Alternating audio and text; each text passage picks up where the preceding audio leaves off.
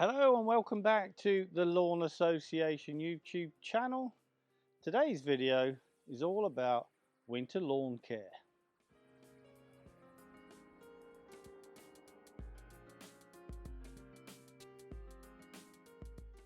Now obviously what winter lawn care is correct for one may not be correct for everybody. Everybody has a different type of lawn that they require.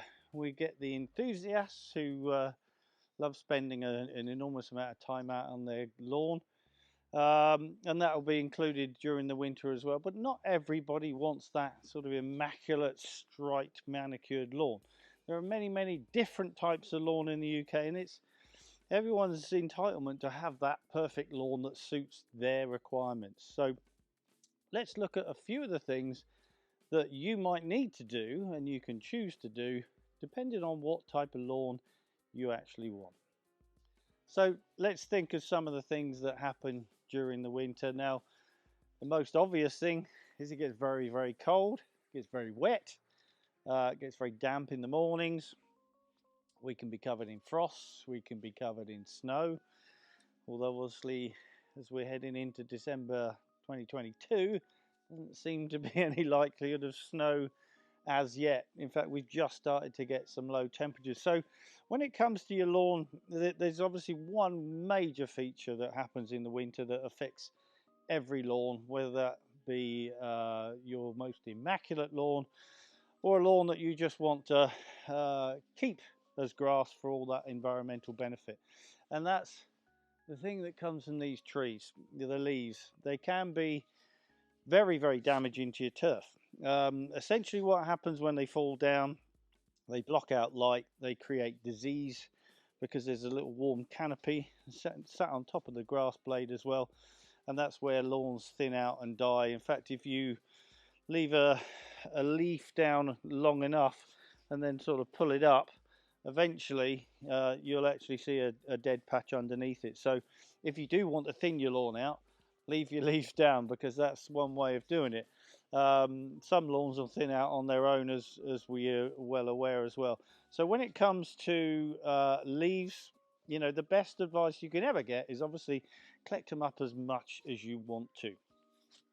There's no rule of thumb, but essentially you can pick them up using something like a leaf rake, or when it stays dry like it has been this winter, you know, getting your lawnmower out is not a bad move, especially ones with four wheels, which don't compact and consolidate the surface that's already getting consolidated with the excess rain you get. So if you've got a little four-wheeled mower, which thankfully I have, get out there, hoover them up, maybe on the odd occasion even drop down the height a fraction from the sort of highest point that you can mow at. Just to suck up a few more leaves. But again, it's very much dependent on what you want to do. So that's the first thing we're going to do. Get the mower out and hoover it up. Now, before I get going with the mower, one of the questions you often get asked during the winter time is, I can never mow my grass because the grass is too wet. And of course, that is one of the other problems that we do get during the winter. And again, depending on whether you want an immaculate lawn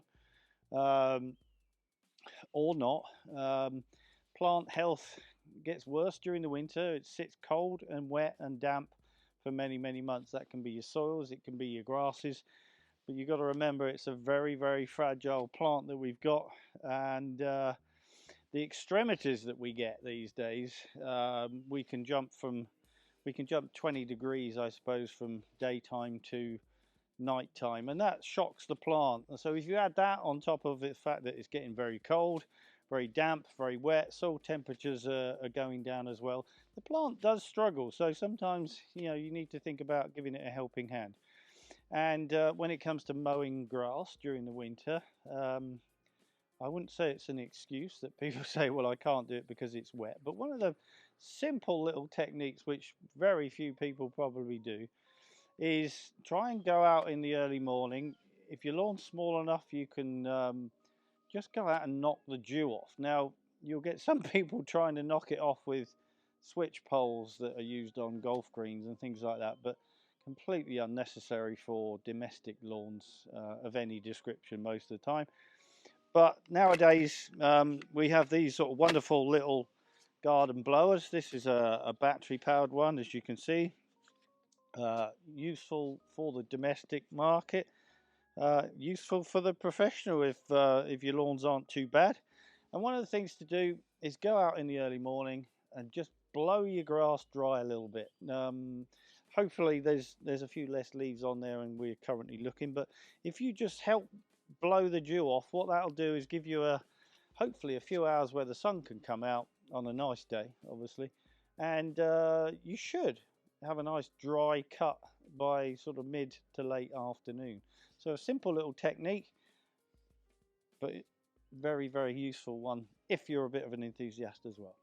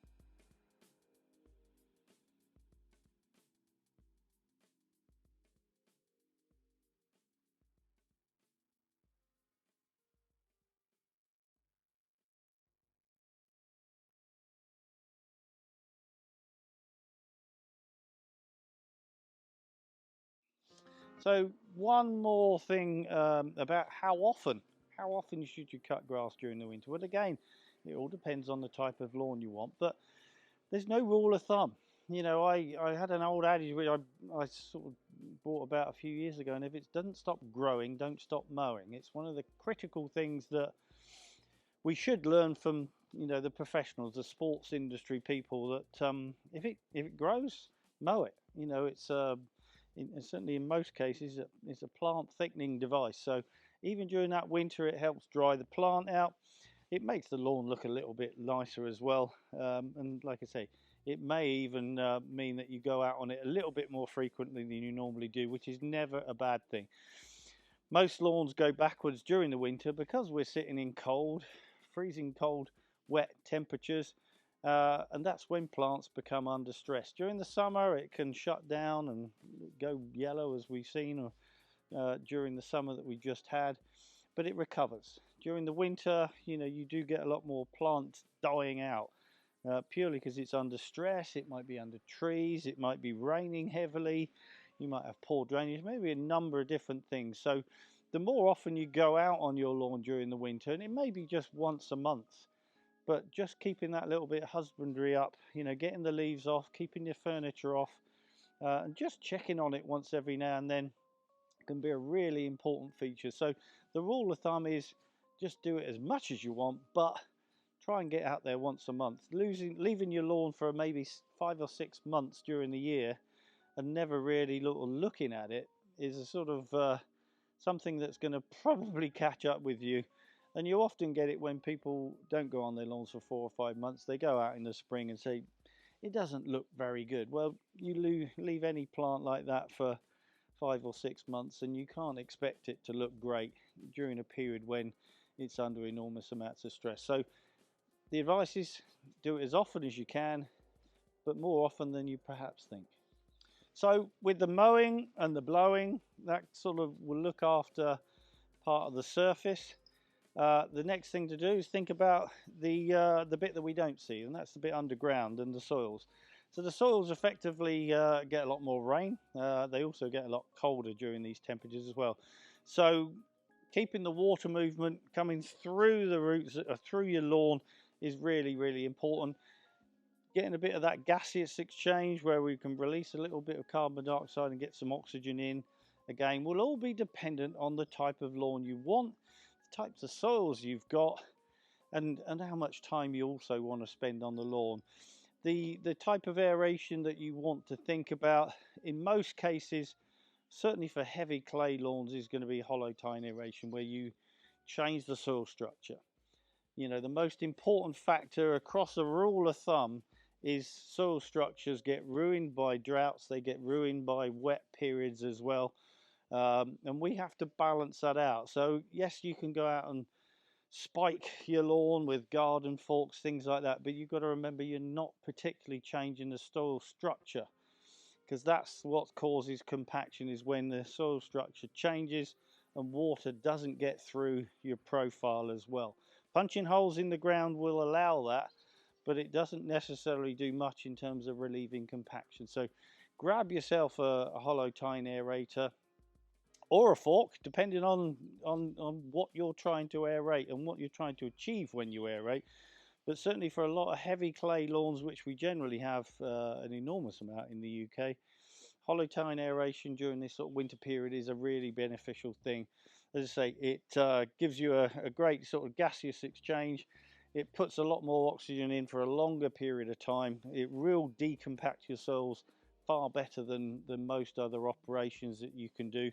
And it's something you probably only need to be looking at perhaps once over that winter period. So if you haven't got an aerator or an aerating fork, you know, there are companies that are out there that you can hire to come in and do that hard work for you if you've got a large lawn, and believe me, it is hard work.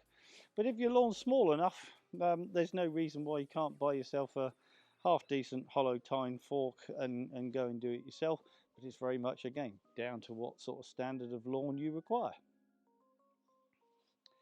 Now, the very last thing is probably one of the most unusual areas of lawn care, because if you think about the retail industry and the garden centres, which have been apparently advised by lawn people, moss control is very, very rarely talked about. In fact, in the retail market, we have companies like Westland and Evergreen selling feed, weed and moss killers all in one.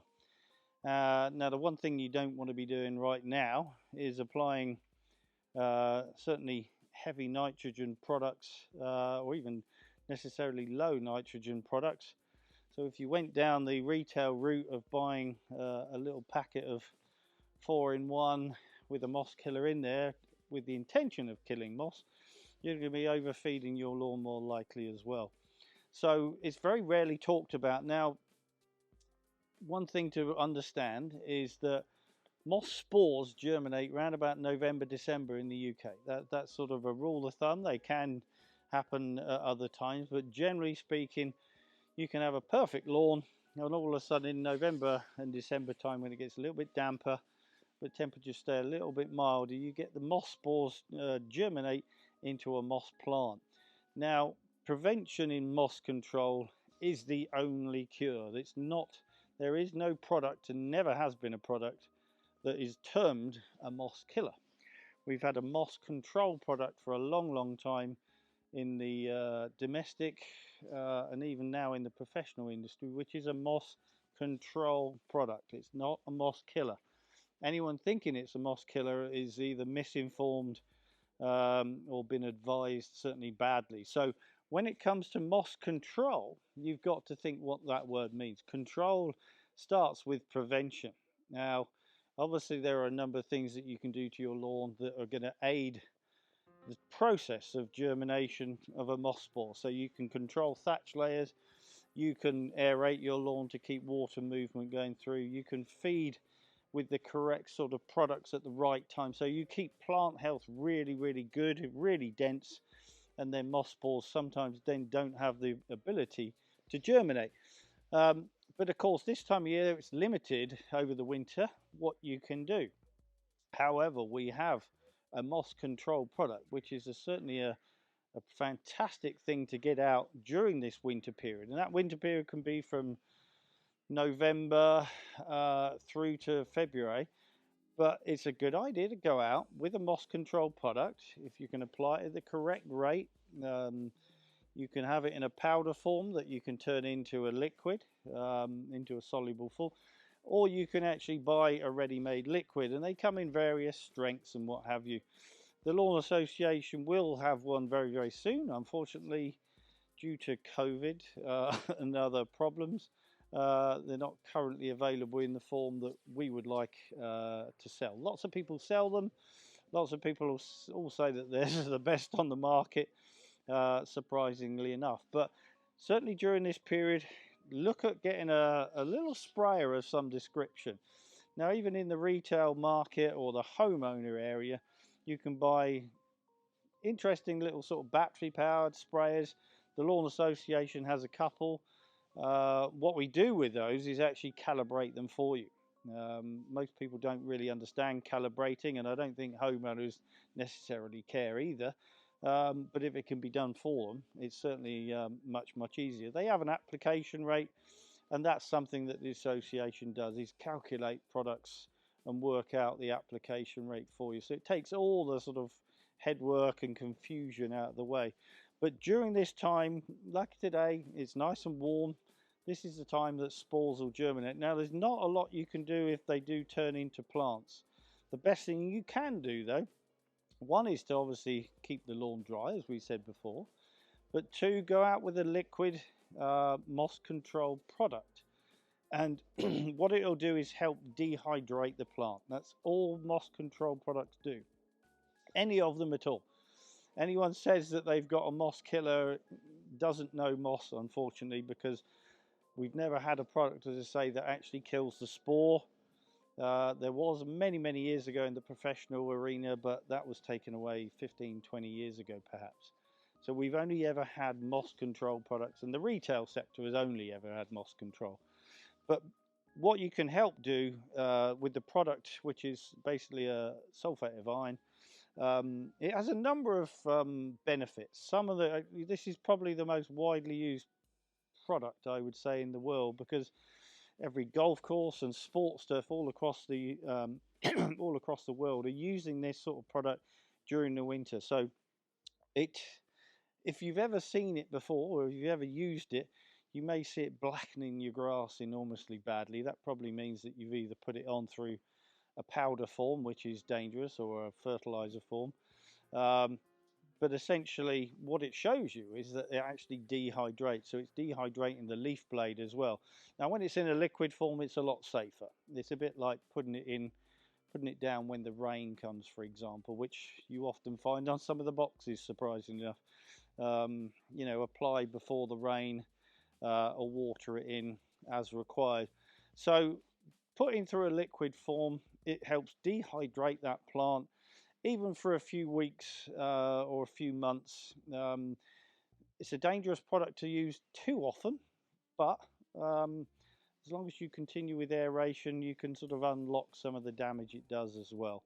So what it does, it dehydrates the moss plant. It will help dry the grass plants out as well, which again is another really beneficial thing during that winter period where leaf blades are constantly sort of wet and damp, sometimes for the whole day if the sun doesn't come out particularly. So that's one of the benefits. It does harden up the plant and you know, supposedly has multitudes of other benefits as well. But the true benefits are for a little bit of sort of dehydration of the moss plants that have germinated, a little bit of the hardening up of the leaf blades that we've got, hopefully that can help them survive during the winter. So all in all, there are a number of things there that really are up to you to decide how good a lawn you want. This is the real time to think about protecting your lawn. You know, what we get during the summer and the spring and the autumn, we get periods where the big orange ball comes out. It's nice and warm. We often get wet weather as well. Growing grass during that period is not difficult at all. You know, anyone can go and throw some grass seed down as long as you get some rain and some temperatures. That's the easiest bit of lawn care you can ever get. The most important part, as any proper professional will tell you, is the care during the winter, because if you can start the spring with a bigger percentage of grass cover, it basically means you're going to have to do a lot less work during that period of the spring as well. So it's really key to keep an eye on things over the next few months, but do what you want to do. There are new rules. The rules are up to you, but the more often you can look after it, like I say, the better your lawn will be, leading into the spring, which should relate to less work during that spring period as well. So there we go, a few tips and tricks that you may or may not want to do over this winter. If you do like the video, please hit that like and subscribe wherever they may be. And we look forward to seeing you again with some other winter tips we'll be speaking about very shortly. So other than that, we look forward to seeing you again.